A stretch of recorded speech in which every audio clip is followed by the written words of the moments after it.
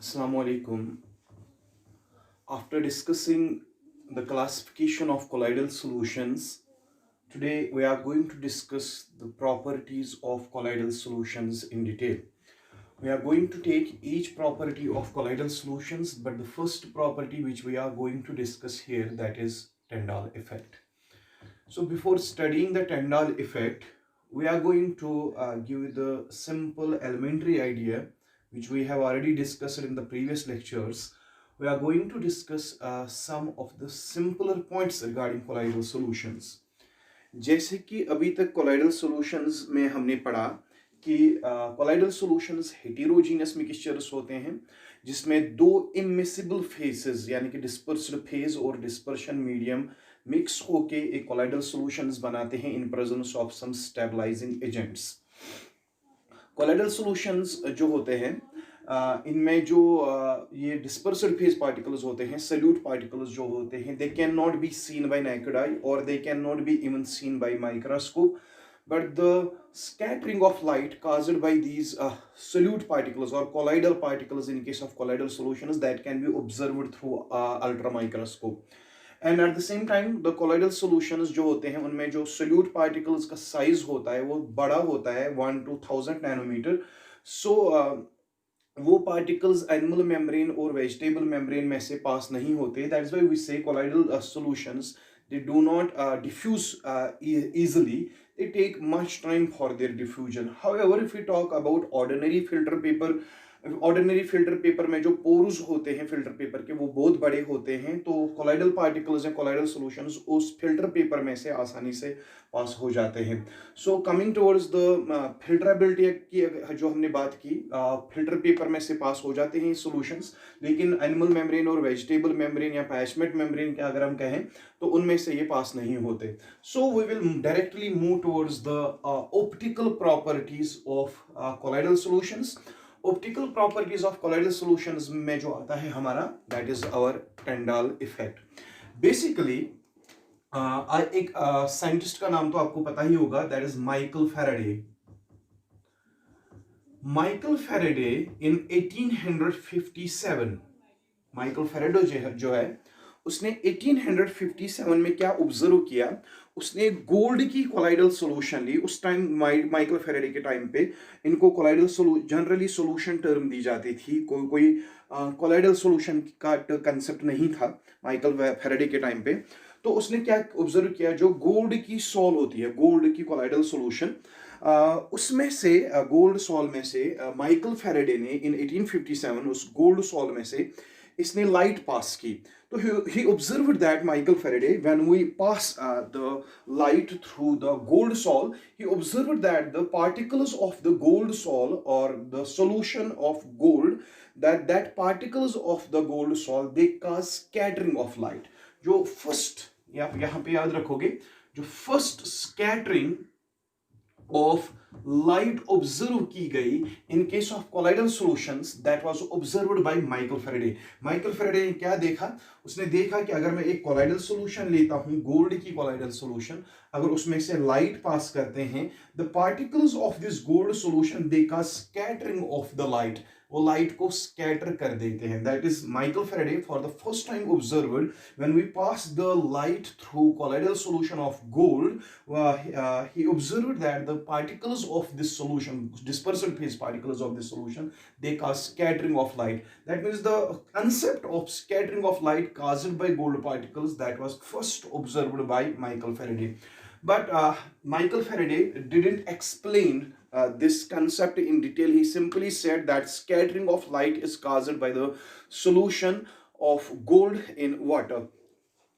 So later on in 1869 में और एक केमिस्ट आए, उनका नाम है John टेंडॉल.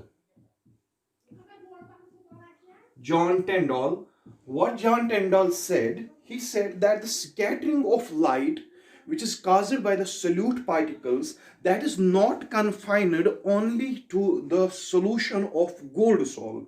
Rather, it is a property of every colloidal solution. That means, as per John Tyndall, he observed that he carried many experiments on different colloidal solutions. He passed light through different types of colloidal solutions. He came to the conclusion that the scattering of light which is caused by the solute particles, it is not only the property of the gold sol, but every colloidal solution has got certain conditions at which they can show this Tyndall effect or the scattering of light. Basically ये जो Tyndall effect हम यहाँ पे लिख रहे हैं, Tyndall effect basically it is the property or the ability of the dispersed phase particles to cause scattering of light.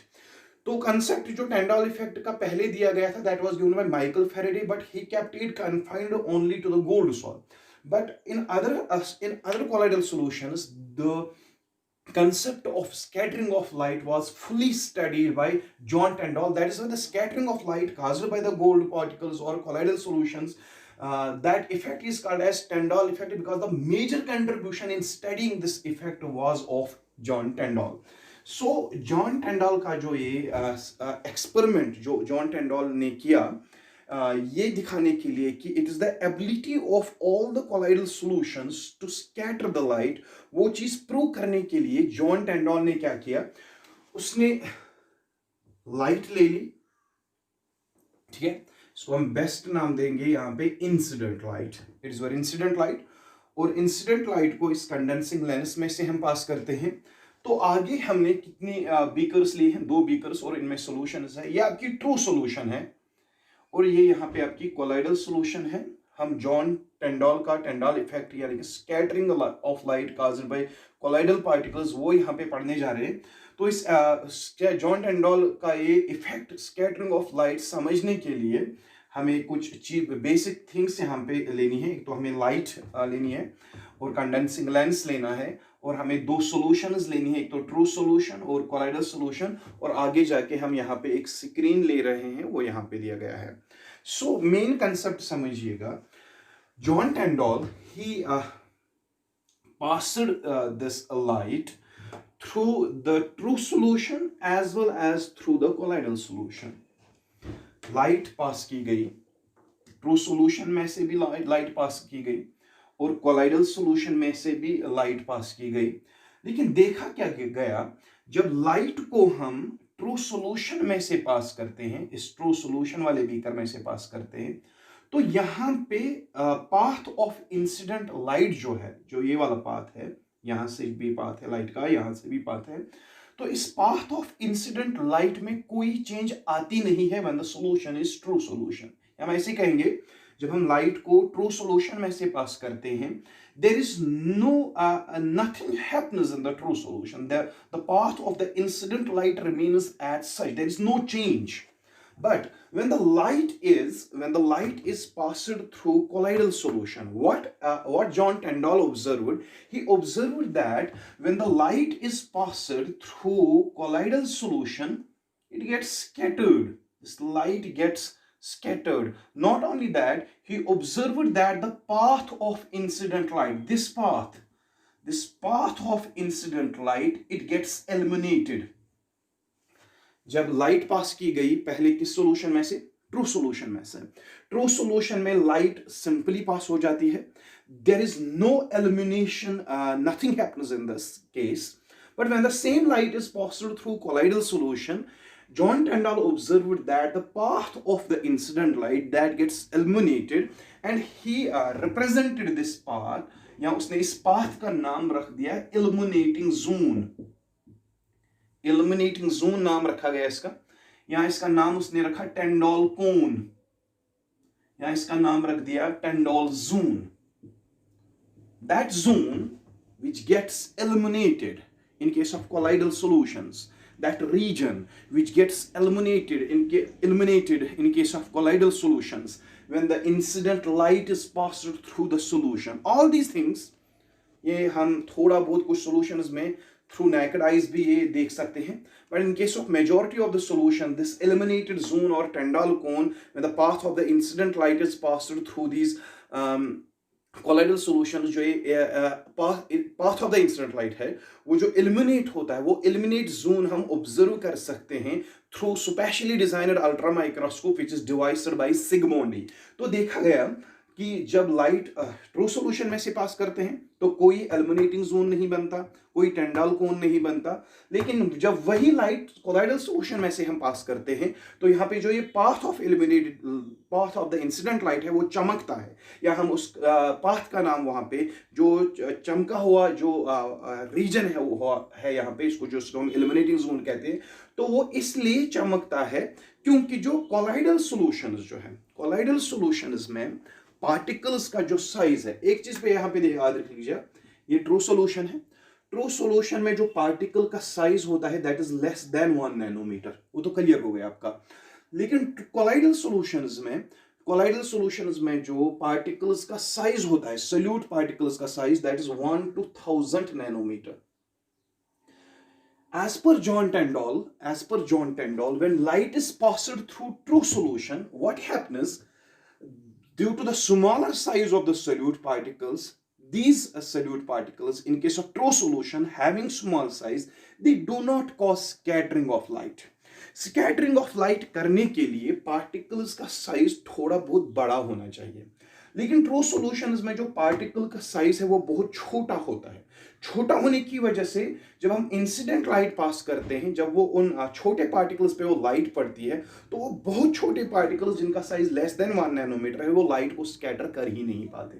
लेकिन जब वही लाइट हम किस में से, कोलाइडल सॉल्यूशन में से पास करते हैं, तो कोलाइडल सॉल्यूशंस में जो कोलाइडल पार्टिकल्स यानी कि सोल्यूट पार्टिकल्स का जो साइज है वो बहुत ज्यादा है, 1 to 1000 नैनोमीटर होता है वो। तो वो बड़े पार्टिकल जो है वो इस लाइट को स्कैटर कर देते हैं। जो लाइट स्कैटर यहाँ पे हो गई, इसलिए जो path of the incident light है, जब वो सोल्यूट पार्टिकल्स पे पड़ती है वो लाइट, तो उनकी स्कैटरिंग हो जाती है, और स्कैटरिंग होने की वजह से ये सोल्यूशन यहाँ पे चमकने लगती है। तो हम यहाँ पे जैसे आग लगी होती है इस सोल्यूशन को अंदर से, तो वो क्यों होती है, वो इल्यूमिनेटिंग रीजन क्यों डेवलप होता है, या टेंडल कोन क्यों बनता है, वो इसलिए बनता है क्योंकि इसमें पार्टिकल्स का जो साइज है वो बहुत बड़ा है। जब उन पे लाइट पड़ती है तो लाइट पड़ते हुए जब इस पे लाइट पड़ी तो साइज बड़ा होने की वजह से ये पार्टिकल्स को स्कैटर कर देता है और लाइट फैल जाती है वहां पे। तो यहाँ पे ये इल्यूमिनेटिंग रीजन और टेंडल जोन बन जाता है। तो इसके लिए एक एक्सपेरिमेंट भी लिया गया है। अगर हम खाली ट्रू सॉल्यूशन ले, यहाँ पे अगर हम कोलाइडल सॉल्यूशन यहाँ पे नहीं लेंगे, कोलाइडल सॉल्यूशन नहीं लेंगे, इसको समझो ये यहाँ पे है ही नहीं। अगर खाली कौन सी सॉल्यूशन लेंगे, ट्रू सॉल्यूशन। अगर ट्रू सॉल्यूशन में से आप लाइट पास करोगे तो पार्टिकल का साइज जो यहाँ पे है वो बहुत छोटा है। छोटा साइज होने की वजह से स्कैटरिंग ऑफ लाइट नहीं होगी। जो स्कैटरिंग ऑफ लाइट नहीं होगी तो यहाँ पे टेंडल जोन नहीं बनेगा, इल्यूमिनेटिंग रीजन नहीं बनेगा। जब कोई इल्यूमिनेटिंग रीजन नहीं बनेगा, जब वो लाइट इसमें से बाहर निकल के किस पे पड़ेगी, स्क्रीन पे। यहाँ स्क्रीन पे कोई भी स्पॉट नहीं बनता है। ये जो स्पॉट यहाँ पे मैंने दिखाया है ये उस टाइम बनता है, ये स्पॉट, ये जो सर्कुलर स्पॉट मैंने यहाँ पे दिखाया है, ये स्पॉट खाली उस टाइम बनता है जब हम लाइट को पास करते हैं थ्रू कोलाइडल सॉल्यूशन। लेकिन अगर आपने ट्रू सॉल्यूशन ली, ट्रू सॉल्यूशन तो स्कैटरिंग ऑफ लाइट करती ही नहीं है, यहाँ पे इल्यूमिनेटिंग जोन बनेगा ही नहीं। जब इल्यूमिनेटिंग जोन ही नहीं बना तो जब वो लाइट इस सॉल्यूशन, इंसिडेंट लाइट जब इस सॉल्यूशन से बाहर निकलेगी, बाहर निकलने के बाद अगर उसको हम स्क्रीन पे उस लाइट को डालते हैं तो स्क्रीन एज सच रहता है, उसमें कोई ट्रांसमिटेड स्पॉट नहीं बनता। लेकिन अगर हम ट्रू सॉल्यूशन के बदले खाली कौन से सॉल्यूशन ले, कोलाइडल सॉल्यूशन। कोलाइडल सॉल्यूशन में पार्टिकल का साइज क्या होता है, बहुत बड़ा होता है। जब पार्टिकल साइज बहुत बड़ा हुआ तो उसका मतलब है कि ये वाले पार्टिकल्स, जो लाइट जो यहां से हम डाल रहे हैं उसकी स्कैटरिंग करेंगे, इसमें जो पार्टिकल्स है सोल्यूट पार्टिकल्स। जब लाइट की स्कैटरिंग हो गई तो यहाँ पे इल्यूमिनेटिंग रीजन बनेगा। जब इल्यूमिनेटिंग रीजन बना तो वो जो लाइट फिर बाहर निकलेगी, जहां पे वो हिट करेगी वहां पे ट्रांसमिटेड स्पॉट बन जाएगा। तो इल्यूमिनेटेड जोन जो बनता है वो बनता है because of the scattering of light. And for every Tyndall cone there is the formation of one transmitted spot on the screen. तो ट्रांसमिटेड स्पॉट का बनना that confirms that this colloidal solution is able to cause scattering of light. और वही scattering of light का होना that depends upon the size of the solute particles। लेकिन size of solute particles in case of colloidal solution is 1 to 1000 nanometre होने की वजह से तभी जाके वो scattering of light या Tyndall effect शो करते हैं। This illuminating zone, वो मैंने कहा कि वो हम देख सकते हैं through ultra microscope which is placed perpendicular to the path of the incident light। तो हम अच्छे से ऑब्जर्व करते हैं। तो कहने का मतलब यही है कि when light is passed through different solutions, true solution or colloidal solution, those solutions must be placed in dark. It is observed that when light is passed This true solution के जो particles है solute particles because of their smaller size they do not cause any scattering of light. That means they do not cause Tyndall effect.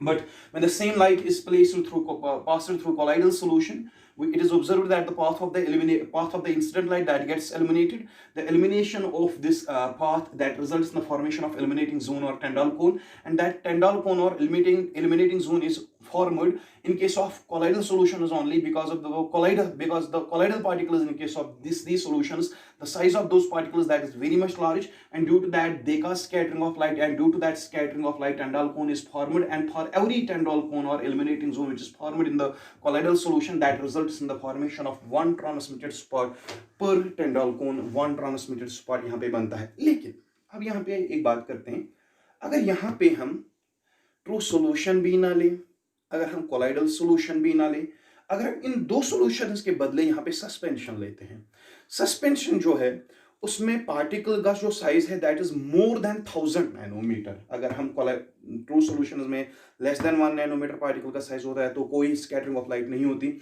Colloidal solutions में particles का size 1 to 1000 nanometre होता है तो scattering of light हो जाती है. लेकिन अगर हम इन दोनों सॉल्यूशंस के बदले यहाँ पे कोलाइडल सॉल्यूशन सस्पेंशन लेते हैं, अगर हमने यहाँ पे सस्पेंशन ली, सस्पेंशंस में पार्टिकल्स का साइज मोर देन 1000 नैनोमीटर होता है. तो इन केस ऑफ सस्पेंशंस क्या होता है, जब आप सस्पेंशन में से, समझो ये मेरा हाथ जो है ये सस्पेंशन है, जब सस्पेंशन पे आप लाइट डालते हो, उसमें से लाइट डालते हो, सस्पेंशन के पार्टिकल्स का जो साइज है that is more than 1000 nanometre, वो लाइट को स्कैटर नहीं करते, वो कंप्लीटली उनको रिफ्लेक्ट करके वापस भेज देते हैं लाइट को. दैट मींस लाइट सस्पेंशन में से पास नहीं होती. जब पास ही नहीं होगी तो उसका मतलब है suspensions also do not cause what, scattering of light. Instead they reflect the light back, और लाइट वापस आ जाती है. That is why suspensions become what, opaque. और ये कोलाइडल सॉल्यूशंस में लाइट पास हो जाती है, before passing through this solution they undergo scattering, और ये सॉल्यूशन ट्रांसल्यूसेंट रहती है. लेकिन जो ट्रू सॉल्यूशन जो होती है, ट्रू सॉल्यूशन में से आसानी से लाइट पास हो जाती है without causing any scattering effect, और ये सॉल्यूशंस देयरफॉर होती है ट्रांसपेरेंट. तो ये आ गया आपका टिंडॉल इफेक्ट का मेन जो कंट्रीब्यूशन, मेन जो इसका कंसेप्ट था. लेकिन अब हम देखते हैं कंडीशंस. देख लीजिएगा, अभी तक हमने पढ़ा कि जो टिंडॉल इफेक्ट है, स्कैटरिंग ऑफ लाइट जो होती है कोलाइडल सॉल्यूशंस में, वो होती है because of the bigger size of the colloidal particles in comparison to true solutions. ठीक है. लेकिन कोलाइडल सॉल्यूशंस जो है, हमारे पास डिफरेंट कोलाइडल सॉल्यूशंस है, जैसे गोल्ड सॉल है, सिल्वर सॉल है, अल्युमिनियम हाइड्रोक्साइड सॉल है, सिलिका है, सिलिसिक एसिड की सॉल्यूशंस है, या एल्ब्यूमिनस की सॉल्यूशंस है. तो बहुत सारे कोलाइडल सॉल्यूशंस हमारे पास है. जैसे आपने पहले ही प्रीवियस यूनिट्स में पढ़ा था कि हमारे पास लायोफिलिक कोलाइडल सॉल्यूशंस होते हैं, लायोफोबिक कोलाइडल सॉल्यूशंस होते हैं. क्या सारे कोलाइडल सॉल्यूशंस लाइट को स्कैटर कर पाते हैं, या क्या सारे कोलाइडल सॉल्यूशंस ये टिंडॉल इफेक्ट शो करते हैं? ऐसा बिल्कुल भी नहीं है. कौन कौन सी कोलाइडल सॉल्यूशन है जो टिंडॉल इफेक्ट शो करती है, या कौन सी बिल्कुल भी शो नहीं करती, या कौन सी ऐसी कोलाइडल सॉल्यूशन है जिसमें टिंडॉल इफेक्ट कम होता है, या कौन सी कोलाइडल सॉल्यूशन ऐसी है जिसमें टिंडॉल इफेक्ट बहुत ज्यादा होगा? तो इसके लिए क्या पढ़ना पड़ेगा हमें? Conditions of Tyndall effect. हम ऐसे भी कह सकते हैं, it is the conditions for colloidal solutions to show what? Tyndall effect, या to show scattering of light. कौन कौन सी colloidal solution ज्यादा से ज्यादा Tyndall effect शो करेगी, scattering of light शो करेगी, और कौन बिल्कुल भी Tyndall effect और scattering of light शो ही नहीं करेगी, या कौन कम शो करेगी, वो हम देख लेते हैं. First condition for the colloidal solutions to show what? Tyndall effect. That is the diameter of colloidal particles, yani solute particles. Diameter of colloidal particles that must be large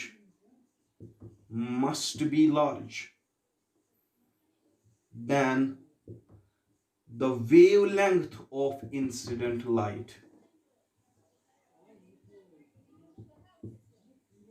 पहली कंडीशन जो है, खाली वो कोलाइडल सॉल्यूशंस जिनमें solute particles का जो diameter है अगर वो इंसिडेंट लाइट की वेवलेंथ से ज्यादा हुआ, वही वाले कोलाइडल पार्टिकल्स लाइट को स्कैटर कर पाते हैं। अगर आपके पास कोई ऐसी कोलाइडल सॉल्यूशन है जिसमें डिस्पर्स्ड फेज पार्टिकल्स का जो डायोमीटर है वो कम है in comparison to wavelength of incident light, then वो वाले colloidal solutions they doesn't show Tyndall effect और स्कैटरिंग ऑफ लाइट। ये आ गई पहली कंडीशन। और सेकंड कंडीशन जो है, second condition, the refractive indexes, the refractive indexes of dispersed phase, that is solute, and dispersion medium. dispersed phase जो होता है solute होता है colloidal solutions का, dispersion medium जो होता है solvent होता है colloidal solutions का। dispersed phase और dispersion medium का जो refractive index होगा दोनों का, that must differ by great magnitude, बहुत ज्यादा डिफरेंस होनी चाहिए उन दोनों के बीच में। जो refractive index of dispersion phase है और refractive index of dispersion medium जो है in case of colloidal solution, कहते हैं कि उनके बीच में जो डिफरेंस होनी चाहिए वो बहुत ज्यादा होनी चाहिए। जब इनके रिफ्रैक्टिव इंडेक्सेस की डिफरेंस बहुत ज्यादा होगी तब जाके कोलाइडल सॉल्यूशंस टेंडल इफेक्ट ज्यादा से ज्यादा शो कर सकते हैं। लेकिन अगर ये रिफ्रैक्टिव इंडेक्स इनका सेम हुआ तो then solution will not be able to show what Tyndall effect. अगर डिफरेंस कम हुई तो कम टेंडल इफेक्ट शो करेगा, लेकिन अगर ज्यादा डिफरेंस हुई refractive index of dispersive phase and dispersion medium में, तब जाके कोलाइडल सॉल्यूशन जो है वो ज्यादा से ज्यादा टेंडल इफेक्ट या स्कैटरिंग ऑफ लाइट शो कर पाएगी। तो यहाँ पे मैं जो कंसेप्ट यहाँ पे दे रहा हूँ, दो कंसेप्ट मैंने दिए। एक तो diameter of colloidal particles that must be large than the wavelength of incident light, and the refractive indexes of dispersed phase and dispersion medium that should differ by great magnitude. Both these conditions are satisfied by lyophobic colloids. Both these conditions, जो भी दो conditions मैंने यहाँ पे पढ़ाई, दोनों conditions जो है they are satisfied by lyophobic colloids. तो that means lyophobic colloids ज्यादा से ज्यादा टेंडल इफेक्ट शो करते हैं। लेकिन अगर मैं लायोफिलिक कोलाइड्स की बात करूं, लायोफिलिक कोलाइड्स में देखा गया है जो डिस्पर्सिव फेज और डिस्पर्शन मीडियम का रिफ्रैक्टिव इंडेक्स होता है वो मोर और लेस सेम होता है। That is why they usually do not show, और अगर ये शो भी करते हैं तो ये कम शो करते हैं कौन सा Tyndall effect. That means lyophilic colloids they show less or no Tyndall effect because their refractive index of dispersive phase and dispersion medium that is almost same. तो सेकंड चीज यहाँ पे मैं दिखाऊंगा, मैंने अभी कहा था लायोफोबिक कोलाइड्स जो है, लायोफोबिक कोलाइड्स में डायमीटर भी ज्यादा होता है इंसिडेंट लाइट से कोलाइडल पार्टिकल्स का, और इनमें डिस्पर्सिव फेज और डिस्पर्शन मीडियम का रिफ्रैक्टिव इंडेक्स जो होता है वो भी ज्यादा डिफरेंस होती है उनके बीच में, उसकी वजह से टेंडल इफेक्ट ये ज्यादा शो करते हैं। लेकिन कुछ लायोफोबिक कोलाइड्स हमारे पास है, जैसे एल्ब्यूमिन्स है। एल्ब्यूमिन्स, ये बात याद रखिएगा, कभी कभी ऑब्जेक्टिव में पूछा जाता है। Albumins they represent lyophobic collide. या सिलिसिक एसिड, सिलिसिक एसिड जो है उसको आप वाटर में अगर डिसॉल्व करोगे, एल्ब्यूमिन्स एंड सिलिसिक एसिड उनको आप डिस्पर्शन मीडियम में डिसॉल्व करोगे तो वहां पे लायोफोबिक कोलाइड्स बनते हैं। लेकिन ये वो दो लायोफोबिक कोलाइड्स है जिनमें जो ये दोनों कंडीशन सेटिस्फाई नहीं करते, तो उसकी वजह से ये दोनों लायोफोबिक कोलाइड्स भी टेंडल इफेक्ट या तो कम शो करते हैं या बिल्कुल भी शो ही नहीं करते। So this was the topic related to Tyndall effect. इंशाल्लाह in our next video we are going to discuss the Brownian movement, cause of the Brownian movement and the application of the Brownian movement. यहाँ पे आपने जो देखा वो देखा आपने टेंडल effect कौन कौन से सॉल्यूशंस टेंडल इफेक्ट यानी कि स्कैटरिंग ऑफ लाइट शो करते हैं। और कंसेप्ट पहले इस टेंडल इफेक्ट का किसने दिया था? माइकल फैराडे ने, लेकिन वो कन्फाइंड था खाली गोल्ड सॉल के लिए, उसने वो कंसेप्ट दिया था। लेकिन बाद में जॉन टेंडल ने एक एक करके हर किसी कोलाइडल सॉल्यूशन में स्कैटरिंग ऑफ लाइट ऑब्जर्व की और कुछ कंडीशंस भी दी कि कौन कौन से कोलाइडल सॉल्यूशंस कब कब टेंडल इफेक्ट शो कर सकते हैं। This was all about today's lecture. Allah Hafiz and God bless you.